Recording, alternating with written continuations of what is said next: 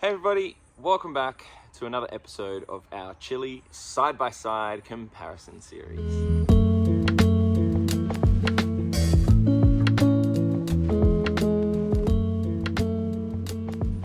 Alright guys, today it is the time where we can test our BRIX levels. So I've got my little refractometer here. We're also going to go around and have a little squiz at the health of all of these plants. Now, if you were following me on Instagram, you would have seen me post about a little bit of devastation that happened to the chili seedlings. Now, it's quite frequent that we have possums, bush turkeys, even rodents, I guess, sometimes around here because of the chickens. So it's quite common that we have visitors into the garden, and unfortunately, they were attacked by some possums. Now, the possums love to get their hands on some nice juicy foliage and decide to just go around and completely decimate the plant. So what I've done is I have moved the chili seedlings under a netting over on one of the raised garden beds, which we'll go check out in a second. But actually, I've come out today to film this video again. The possum has attacked the mother plant. So let's have a quick look at this mother plant behind me. You can see right here, all of this growth has been nibbled off. It's just been chomped completely. Now, the mother plant itself is all right in health, but honestly, it's struggling so much. I've got it in this little dish down here so that water, or rain, I guess, can sit and collect in there and can water it, because it's just drying out so quickly. It's full of roots, and honestly, it's very, very difficult to keep going and keep healthy. We're going to test the BRIX levels and kind of compare to the chili seedlings. Now, I have no idea what these levels are going to be like. My guess is that they're going to be fairly poor due to the mother plant being in a completely root-bound pot, even though we've been feeding it with wonderful organic nutrients. It's been fed worm castings and all sorts of delicious foliar sprays, but I'm having to do that so often to keep up with it so that it doesn't die. It was doing a lot better, which is obviously why the possum has come in and decided to have himself a little munch. But I'm interested to compare what this mother plant is looking like compared to the seedlings in the experiment. Now, the other bit of devastation, last episode we talked about the control. Now, this was the chili clone that went into the potting mix that had absolutely no fertilizer whatsoever. Now, unfortunately, that one has died. It's completely dead, and I tried to revive it. I tried to give it some love as much as I could without disrupting the experiment, but ultimately I think there may have been some residues in the soil. Like, this is what we want to talk about. All three pots were in the same place, in the same environment, in the same soil, but we had some organic nutrients in the #1 blend and the NPK in the basic NPK one, and I'm not sure whether it could have been any residual pesticides or anything like this, glyphosate, that could have killed it off, but ultimately it was not getting the nutrition it needed to explode for growth. And ultimately it just slowly withered away. All the leaves just started drooping off and going yellow and then dropping off completely, and the whole thing just started to die. So look, this is why we talk about it. This is why it was there. This is the control experiment. I guess now that it narrows it down to just 2 different fertilizers and we can compare them back to back, the more conventional method versus organics, and we can see which one ultimately is healthier for us and which one has higher BRIX levels, has better taste and nutrition, and maybe we can test them for any heavy metals or anything like this at the end of the experiment or as we go. So look, I'm going to show you this one also because it also got devastated, but this time by a bush turkey. So it's been completely dug up. The pot has been ravaged. This itself is the chili. Oh, it just snapped off. Look, this is how brittle and dead it is, but it's completely done. So the goal for this one is most likely I've got two options, okay, and I'm keen for your consideration and feedback on this one. We've got two options. One is we can repot this mother plant up into the bigger pot and then start continuing to build the soil quality as I normally would for a living soil in a pot. Try and make the most of the soil, add in all the good nutrients, and try and basically turn that dead soil, basic soil potting mix into a really thriving, healthy living soil. So that's one option.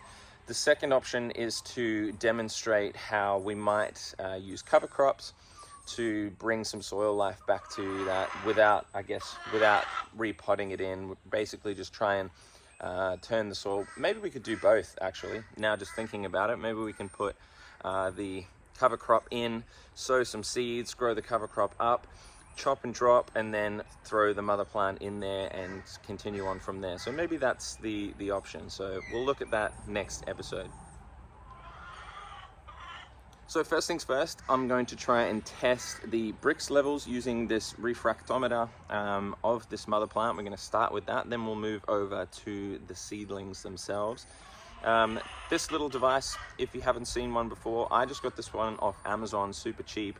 You can, I went through the process of calibration, so I calibrated it to 0, which means that now we can basically know that it's 100% going to be accurate and balanced throughout all of the tests that we do. So the process is going to be to grab some leaf material. Okay, we're going to squish it up and try and squeeze some of the juices out onto this little lens here. So you pop it onto the lens, flatten it out so that the liquid goes across the lens, and then I'm going to look through it, hold it up to the sunlight, and get a reading. So I'm going to reposition the camera and get myself a little sample, and we'll test the BRIX. All right, so to collect some of these leaves, what I'm going to use today is a bowl and one of these. I think it's even coming from a cocktail set. But it's essentially like a pestle and mortar that I'm creating. You can use a garlic crusher, but I don't have one. So I'm going to use this today to try and extract some of the juice. We're going to need maybe 5, 6, 7, 8 even leaves from the top third of the plant. We only need a couple of drops, and I'm going to use this little pipette dropper that came with the set, the refractometer, and extract some of the juice from the bottom of the bowl, hopefully, and then drop it onto the screen of the refractometer. So let's go and collect a few leaves and throw them in the bowl.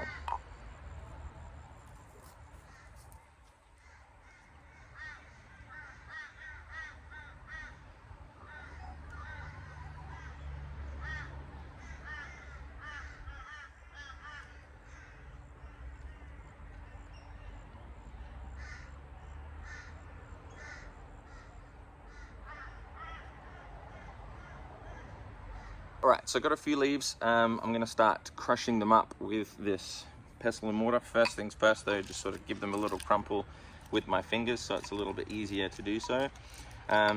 Mature leaves are better, so we might struggle with and some of the new growth that we're seeing on the little chili seedlings. Now with new growth, it can unfortunately be too early sometimes to get a good reading, so it can dilute the reading and give us a little bit less of a BRIX reading than it actually is. It's not a hugely accurate way of determining BRIX, but what is good is that we can test it now and test it when there's a few more mature leaves on there.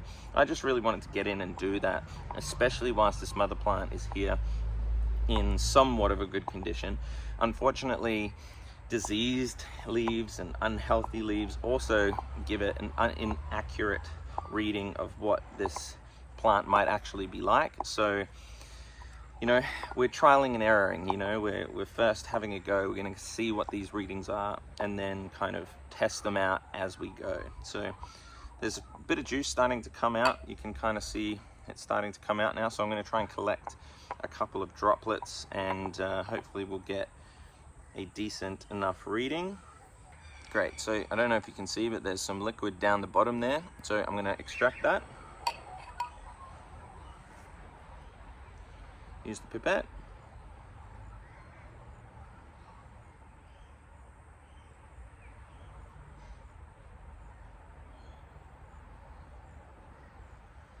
Awesome. Look at that nice green juice.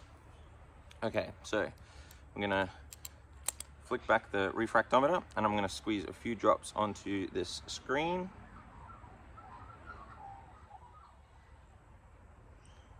We want enough to be able to cover the screen, and then when we flick it down gently, it should disperse nice and evenly across the screen. We don't want any air bubbles.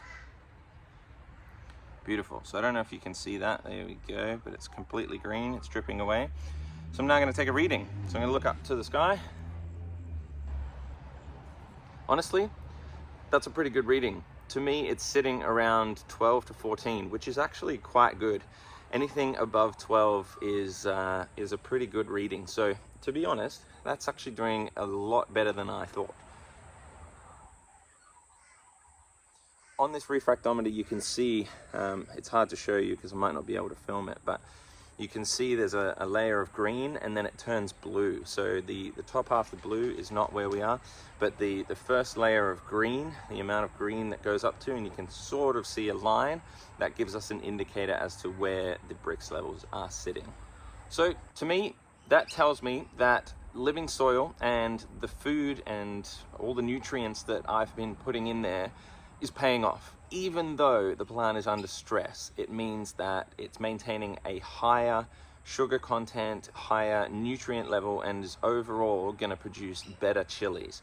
Now, I'm gonna clean this refractometer off and I'll take you over to the chili seedlings themselves, the remaining two, and we may have a little play around, see if we can test each of them, but I don't want to remove too many leaves, so we may even have to leave that till next time. But first of all, let's go give you a update.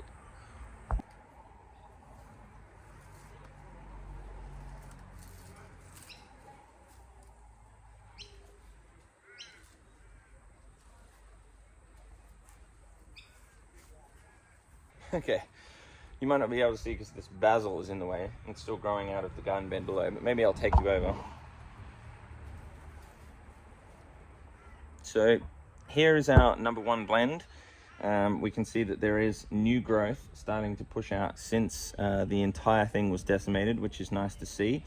Across here on the other side, you can see the basic NPK, which is also shooting out some new growth. It's even got a flower on there as well. So as you can see, it is bouncing back. Having been under the netting here, it is protected and all of the new growth is starting to come back.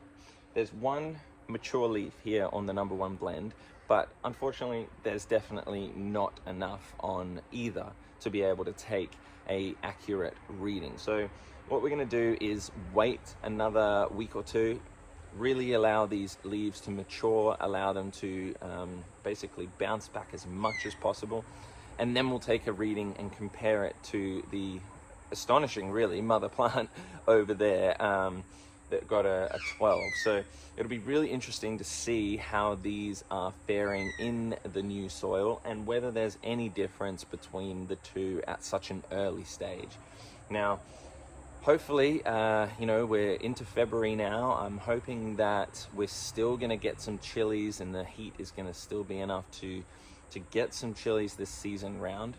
Unfortunately, it has been a struggle to get these guys to be growing in time to get a decent yield out of them to test and show you, but we'll keep going. We'll bring them over winter, we'll start them back out in spring in the next season and really push them on to see how far we can take each of them long term in this experiment. So for now, I think we're just going to leave these under here.